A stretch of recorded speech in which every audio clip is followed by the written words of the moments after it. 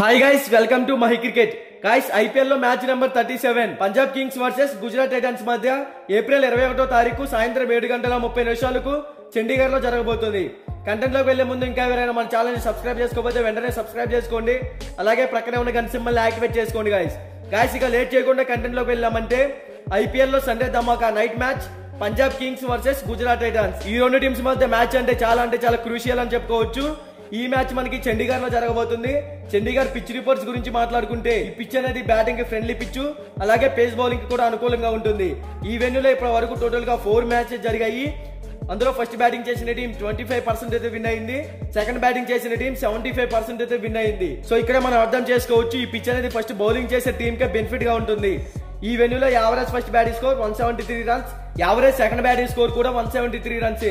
So ముందుగా both teams కి సంబంధించిన హెడ్ టు హెడ్ గురించి మాట్లాడుకుంటే ఇప్పటి వరకు ఈ రెండు టీమ్స్ మధ్య టోటల్ గా 4 మ్యాచెస్ జరిగాయి. అందులో గుజరాత్ టైటన్స్ 2 మ్యాచెస్ అయితే విన్ అయ్యింది. పంజాబ్ కింగ్స్ కూడా 2 మ్యాచెస్ అయితే విన్ అయ్యింది. హెడ్ టు హెడ్ రికార్డ్స్ లో బోత్ టీమ్స్ ఈక్వల్ ఫ్యాక్టర్ లోనే కనబడుతున్నాయి. ఇక బోత్ టీమ్స్ గురించి మాట్లాడుకుంటే పంజాబ్ కింగ్స్ ఈ సీజన్ లో ఇప్పటి వరకు టోటల్ గా 7 మ్యాచెస్ ఆడింది. అందులో కేవలం 2 మ్యాచెస్ మాత్రమే విన్ అయ్యింది. ఈ టీం ఓపెనర్స్ గా శామ్ కురాన్, ప్రభ్ సిమ్రాన్ వీళ్ళిద్దరూ లాస్ట్ మ్యాచ్ లో ఓపెనర్స్ గా వచ్చారు. శామ్ కురాన్ ఎక్స్ట్రాడినరీ హిట్టర్, కానీ కొంచెం బ్యాటింగ్ పరంగా ఇంప్రూవ్ అవ్వాలి. బౌలింగ్ పరంగా మంచి పర్ఫార్మెన్స్ అందిస్తున్నాడని చెప్పుకోవచ్చు.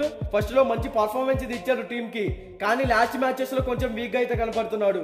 వీళ్ళిద్దరూ లాస్ట్ మ్యాచ్ లో అంత పర్ఫార్మెన్స్ అయితే ఇవ్వలేదు, కానీ గ్రీజ్ లో కనుక సెట్ అయితే మంచి స్కోర్ అయితే బిల్డ్ చేయగలుగుతారు. ఇక వన్డౌన్ లో చూసుకుంటే రైలు రూస్ అయితే వచ్చాడు, అంతగా పర్ఫార్మెన్స్ అయితే ఇవ్వలేకపోయాడు. తర్వాత లివింగ్ స్టోన్ ఎక్స్ట్రాడినరీ హిట్టర్, మంచి పర్ఫార్మెన్స్ అయితే ఇస్తున్నాడు. టీమ్ కి ఆల్ రౌండర్ పరంగా కూడా సెట్ అయ్యాడని చెప్పుకోవచ్చు. లాస్ట్ మ్యాచ్ లో చూసుకుంటే పవర్ ప్లే లోనే ఈ టీం టాప్ ఆర్డర్ మొత్తం కుప్పకూలిపోయింది. మరి ఈ మ్యాచ్ లో శేఖర్ ధావన్ టీమ్ లోకి వస్తాడా, లేకపోతే టాప్ ఆర్డర్ లో ఏమన్నా చేంజెస్ ఏమన్నా జరుగుతాయో లేదో చూడాలి. ఇక మిడిల్ ఓవర్స్ లో చూసుకుంటే భాటియా, శశాంత్ సింగ్, జితేష్ శర్మ, అశుతోష్ శర్మ ఈ టీం మిడిల్ ఓవర్స్ లో కొంచెం స్ట్రాంగ్ గానే ఉందని చెప్పుకోవచ్చు. హర్ప్రీత్ సింగ్ భాటియా ఎక్స్ట్రాడినరీ హిట్టర్, మంచి పర్ఫార్మెన్స్ అయితే ఇవ్వగలుగుతాడు. లాస్ట్ మ్యాచ్ లో ఇంపాక్ట్ ప్లేయర్ గా టీమ్ లోకి వచ్చాడు. తర్వాత శశాంత్ సింగ్ మంచి ఫామ్ లో అయితే ఉన్నాడు. టీమ్ కి ప్రతి మ్యాచ్ లో 100% అయితే ఇస్తున్నాడు. తర్వాత జితేష్ శర్మ బ్యాటింగ్ పరంగా టీమ్ కి అంత పర్ఫార్మెన్స్ అయితే ఇవ్వలేకపోతున్నాడు. ఇంకా కొంచెం ఇంప్రూవ్ అయితేనే ఈ టీం మిడిల్ ఓవర్స్ లో స్ట్రాంగ్ గా ఉంటుంది. ఇక తర్వాత అశుతోష్ శర్మ లాస్ట్ మ్యాచ్ లో చూసాం, టీమ్ ని గెలుపు అంచుల దాకా తీసుకువెళ్లాడు. టీమ్ కి అవసరమైన టైంలో మంచి ఇన్నింగ్స్ అయితే ఆడుతున్నాడు. ఇక బౌలింగ్ సైడ్ చూసుకుంటే హర్ప్రీత్ బార్, హర్షల్ పటేల్, రబాడా, హర్షదీప్ సింగ్ ఈ టీం బౌలింగ్ పరంగా స్ట్రాంగ్ గానే కనబడుతుంది. ఓవరాల్ గా ఈ టీం టాస్ గెలిచినా ఓడినా ఫస్ట్ బ్యాటింగ్ కనుక చేస్తే కంపల్సరిగా 180+ టార్గెట్ అయితే సెట్ చేయాల్సి ఉంటుంది. అప్పుడే ఈ టీం విన్ అయ్యే ఛాన్సెస్ క్రియేట్ చేసుకోవచ్చు. ఇక గుజరాత్ టైటన్స్ గురించి మాట్లాడుకుంటే ఈ టీం కూడా ఈ సీజన్ లో ఇప్పటి వరకు 7 మ్యాచెస్ ఆడింది. అందులో ఈ టీం 3 మ్యాచెస్ అయితే విన్ అయ్యింది. ఈ టీం ఓపెనర్స్ గా వృద్ధిమాన్ సాహా, శుభ్మాన్ గిల్ వీళ్ళిద్దరు ఓపెనర్స్ గా సెట్ అయ్యారు. వృద్ధిమాన్ సాహా ఎక్స్ట్రాడినరీ హిట్టర్, ఇతను పవర్ ప్లే లో నాట్ అవుట్ గా ఉంటే మంచి పర్ఫార్మెన్స్ ఇవ్వగలుగుతాడు టీమ్ కి. తర్వాత శుభ్మాన్ గిల్ కూడా టీమ్ కి 100% అయితే ఇస్తున్నాడు. కెప్టెన్సీ పరంగా కూడా ఈ టీం కి సెట్ అయ్యాడని చెప్పుకోవచ్చు. వీళ్ళిద్దరు ఓపెనర్స్ గా టీమ్ కి మంచి స్కోర్ అయితే బిల్డ్ చేయగలుగుతారు.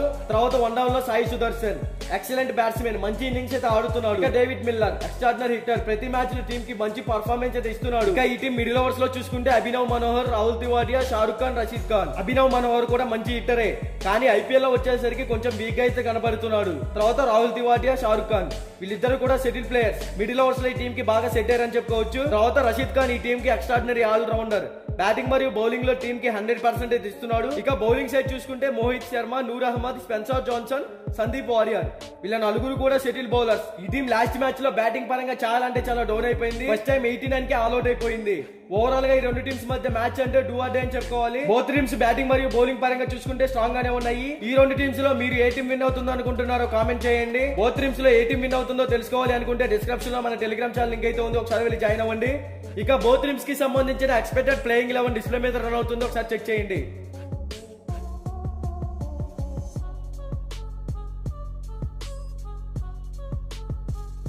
మీకు ఈ వీడియో నచ్చినట్లయితే లైక్ చేయండి, కామెంట్ చేయండి, సబ్స్క్రైబ్ చేసుకోండి. అలాగే ప్రక్కనే ఉన్న గంట సింబల్ యాక్టివేట్ చేసుకోండి. Thank you for watching.